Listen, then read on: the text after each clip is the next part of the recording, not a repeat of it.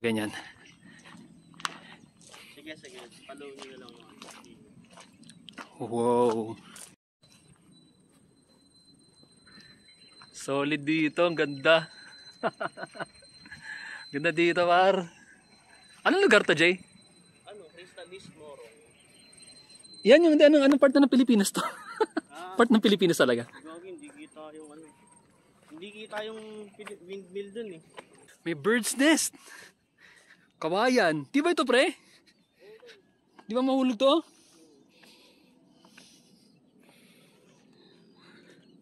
Nakabahan ako. Ayos dito, mamayan. Sulit. Sulit yung punta ko dito, pre. Saan ako napunta, mami? Dito na ako. Layo mo. Goodness. Ang layo na napuntahan ko. Stig. Iba rin talaga sa pakiramdam kapag nagagawa mo yung mga bagay na gusto mong gawin, no? Yung tipong napupuntahan mo yung mga lugar, yung napupuntahan mo yung mga lugar na bago sa'yo, pero siguradong matutuwa ka. Mga activity na siguradong pagod ka pero nag-enjoy ka naman. Tapos kasama pa yung mga tropang handang sabayan ng trip mo, wala na, finish na.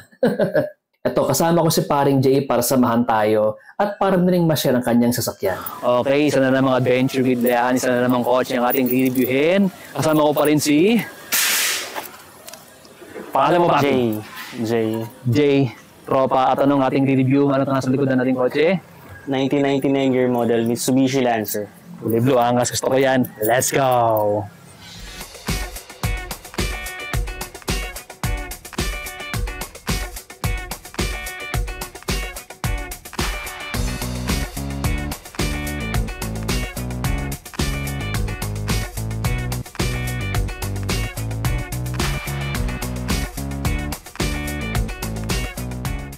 Okay, Jay, again, eto na naman tayo. Maraming salamat at meron ka ulit binigay sa ating time para i-review tong kotse nito.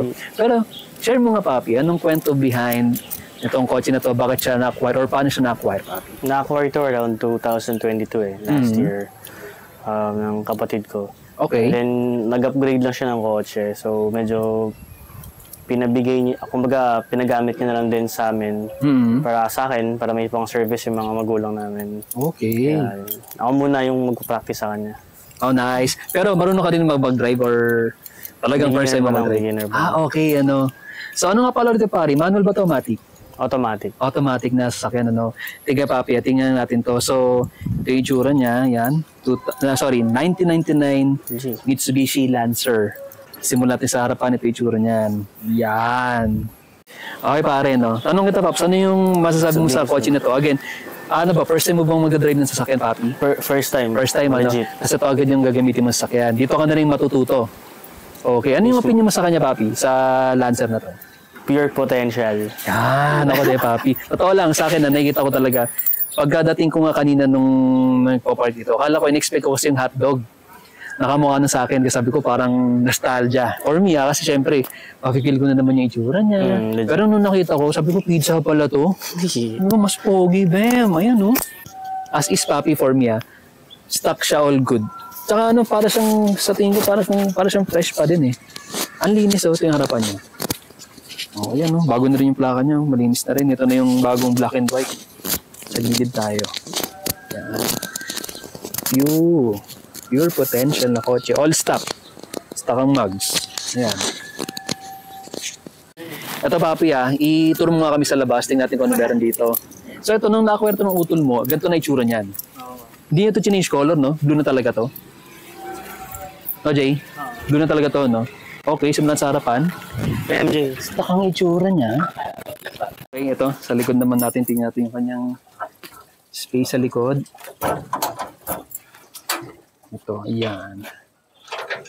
Yun, ang luwag, Papi. Ito yung loob niya. Malinis pre. Ito yung kanyang spare tire. Aray ko. Spare tire, ayan. Spare nga ba? Oo, para spare tire. I-vacuum doon. Mga normal na mga kasama ng mga sakyan talaga yan. Ayan. Yung kanyang loob. Malinis pre, sariwa pa din. Malinis pati. Okay din yung ano mo, utol mo. Okay. Yan. So dito sa mga pintuan, All stock pa din, ano. Ito yung original nyo, cloth.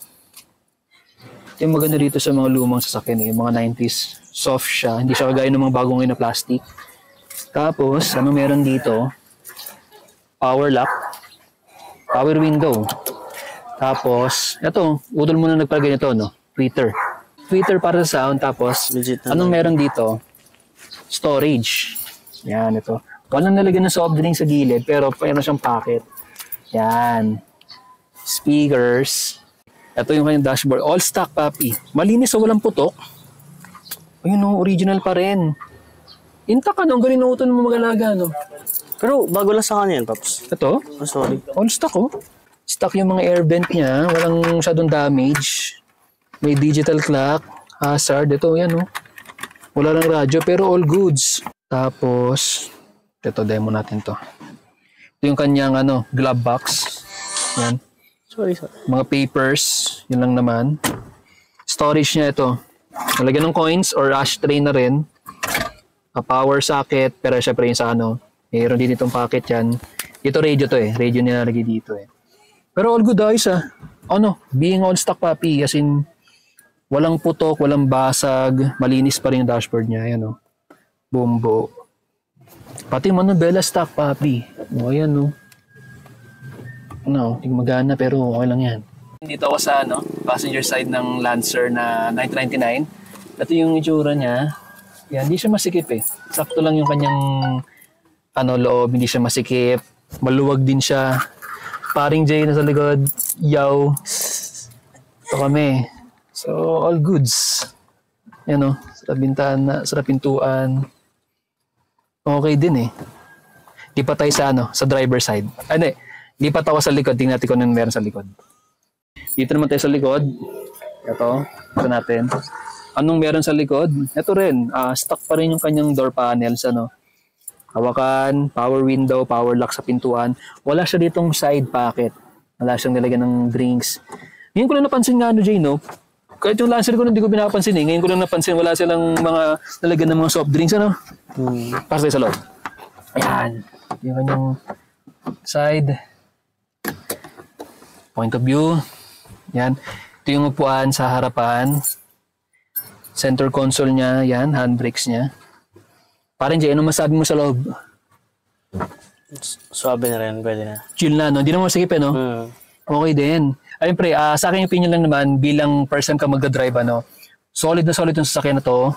Again, being automatic, malaking tulong na rin yan. Pero mas maganda sana ako matuto mag-manual. Kasi syempre, pagka nag-manual ka, kahit anong sasakyan niya, pwede mo na madala, mapamatic yan, manual.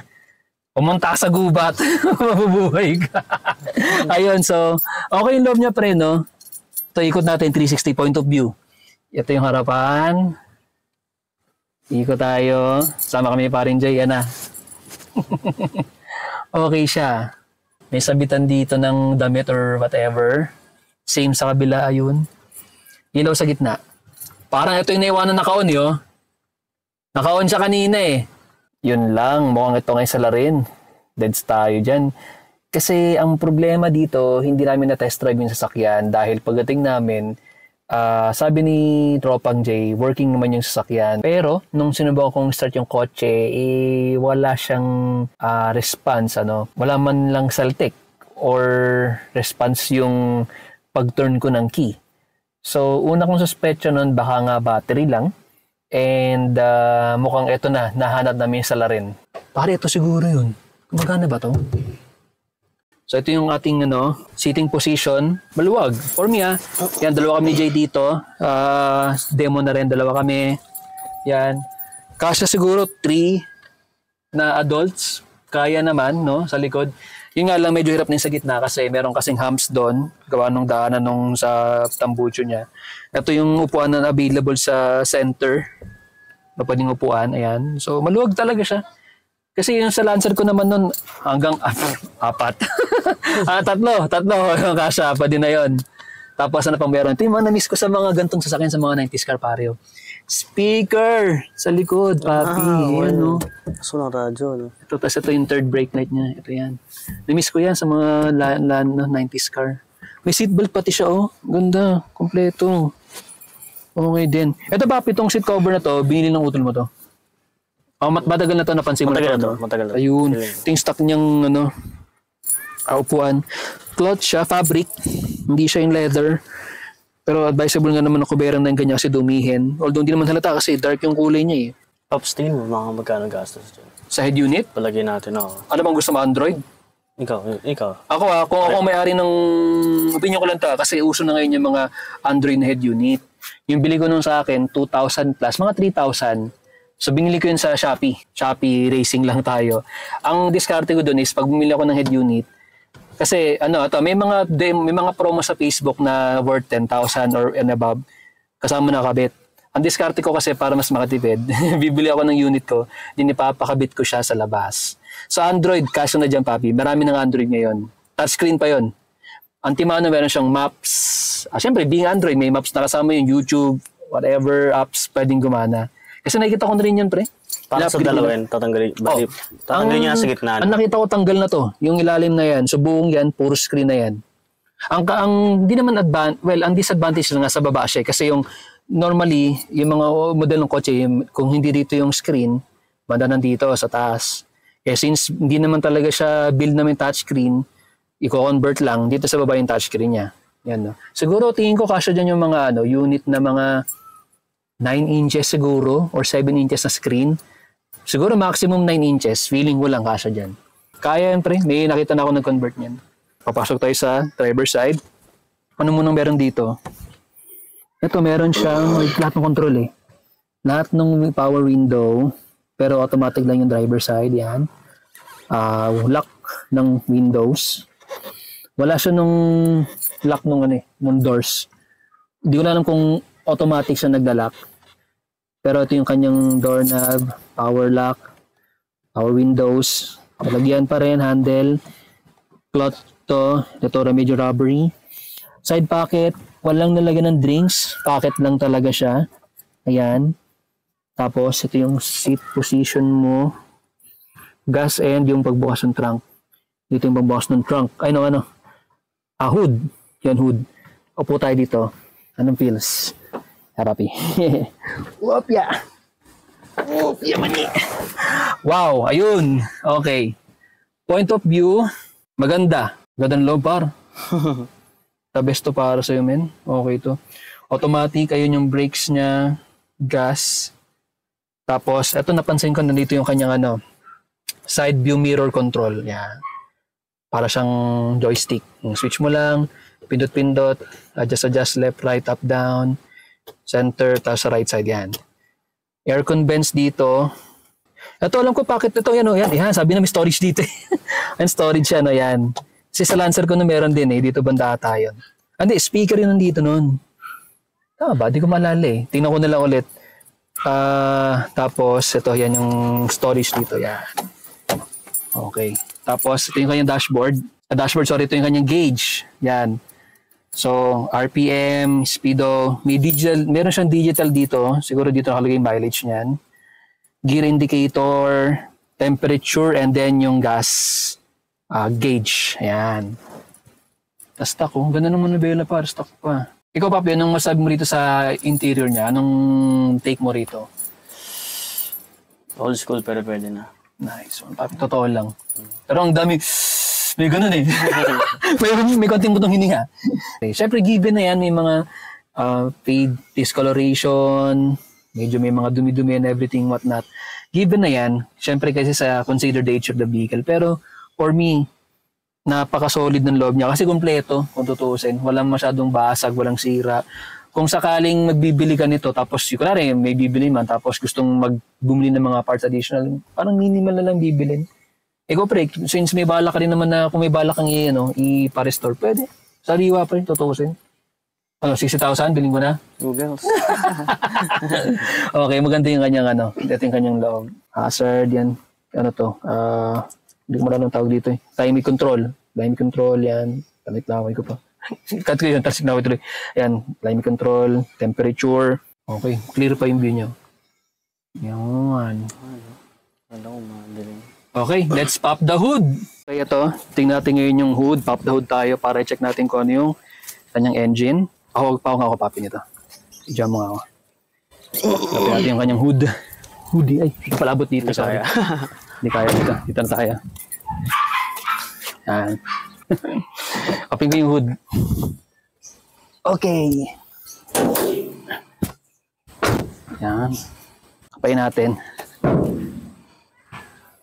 Saan nga ba yung sweet spot nito? Nakita ko na kanina eh. Iyon. Saan yung kanyang... Wale? Ito, sorry. Kinain ako. Ayan. Okay. Sige, ito Jay sabihin ko rin sa'yo nung nakita ko dito. Sino radiator dyan, Pops? Ito, radiator. Ito yung radiator. Yung bumubuhos, no? O, ito yan. Kasi may pressure kasi pag mainit eh. Bawa siyang ano. O, pero dapat di gagawin yun. Bubuksan mo na yung pagkagaya ngayon. Nakapatay siya. Pwede mabuksan ito eh. Yan. Tubig ang gamit. Hindi kulant. Yung kanya engine bay. Yan. I-search ko na rin kung anong klaseng model ito. Ano. Hindi kasi ako familiar masyado sa engine ng pizza. I-share ko na lang dito yung kanyang engine. Pero ito siya. Carb type to eh. Carb type na sasakyan. Pero automatic to. Carb type pa to. Sa pagkakatanda ko ito, ano to carb type to eh. Baba talaga ng Lancer. Ang ganda talaga. Ang lapad oh. 175, 65, rim 14. Ayan. Stock yung mags nyo. Harap at likod. Ito siya.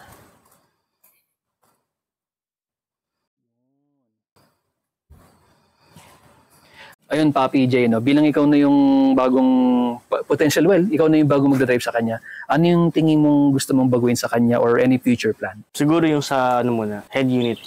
Sa ano niya, yun ang balak niya upgrade. Sa labas, assist lang tayo, no? Sa labas. Siguro, ano lang yan, kung may budget ka or time, ilamos lang. Luho na lang kung lagyan ko pa ng spoiler. Yun, mga kids na. Pero as is, ako, sabi ko sa'yo, pre, kung purist ka or tamang malinis ang tingnan, tamang hilamos lang or alaga lang sa linis, mga black trim, lagyan mo na ng mga pampaitim, mga ganun ba? Pero overall, malinis siya eh. As in, okay yung kotse par. Sayang lang, hindi siya tumatakbo ngayon kasi walang karga yung battery. Pero overall, masabi ko na okay ito, Papi. Astig din talaga kapag may ganito ka sasakyan eh, no? Oo, nandyan yung edad ng sasakyan, yung mga sakit sa ulo para lang pag-maintain, at yung iba pang gastos pampapogi. Nandyan na talaga yan eh. Itong tropa natin si Jay, sa ngayon ang importante daw is yung stock muna, at mas importante sa kanya yung maging roadworthy yung kanyang sasakyan. Well, tama naman at agree ako dyan. Mas panalo kapag tiwala tayo ng sasakyan natin ay safe at garantisadong hindi tayo bibiguin sa ating mga biyahe. Masaya din talaga kapag yung mga tropa mo ay nahihilig din sa mga sasakyan.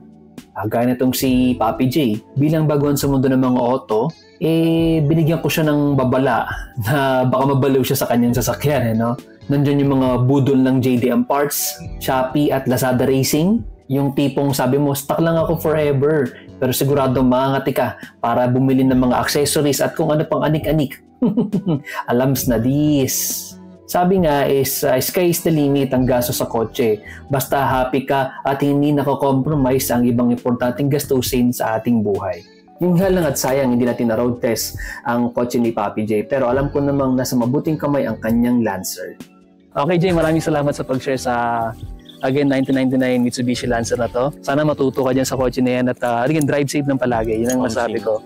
Tapos safe, ano lang, parang tawag dito defensive driving na talaga dapat. Para again, alert ka sa mga tao sa paligid at saka ingat na palagi yon. So again, share this video, like, and subscribe.